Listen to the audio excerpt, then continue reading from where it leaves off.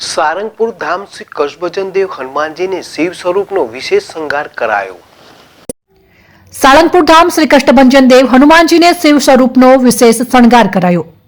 સ્વામિનારાયણ મંદિર વડતાલ ધામ સંચાલિત સુપ્રસિદ્ધ યાત્રાધામ સાળંગપુર ધામ શ્રી કષ્ટભંજન દેવ હનુમાનજી મંદિર ખાતે શાસ્ત્રી સ્વામી હરિપ્રકાશ દાસજીની પ્રેરણાથી તેમજ કોઠારી વિવેક સાગરદાસજી સ્વામીના માર્ગદર્શનથી પવિત્ર ધનુર્માસ નિમિત્તે આજે શ્રી કષ્ટભંજન દેવ શિવ સ્વરૂપને શણગાર એવં આશ્રમમાં યજ્ઞ અનુષ્ઠાન કરતા ઋષિમુનિઓની ઝાંખી રજૂ કરવામાં આવી છે।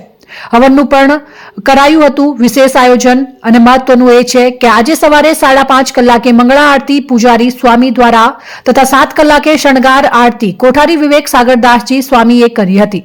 આજે કરાયેલ શણગાર વિશે કોઠારી વિવેક સાગરદાસજી સ્વામીએ જણાવ્યું હતું કે પવિત્ર ધનુર્માસનો શનિવાર છે, જેથી શ્રી કષ્ટભંજન દેવને શિવ સ્વરૂપનો શણગાર ધરાયો છે। સમગ્ર ધનુર્માસ નિમિત્તે દાદાને મંદિર પરિસરમાં આવેલ યજ્ઞશાળામાં નિત્ય હોમ હવન યજ્ઞ અનુષ્ઠાન કરવામાં આવી રહ્યું છે। સાળંગપુરમાં દિવસે અને દિવસે દાદાના દર્શને લાખો ભક્તો ઉમટી રહ્યા છે। આ દાદાના ભક્તોને કોઈ તકલીફ ન પડે તે માટે મંદિરના સંતો દ્વારા 7 સ્ટાર હોટલને ટક્કર આપે એવું ગોપાળાનંદ સ્વામી યાત્રિક ભવન બનાવવામાં આવ્યું છે।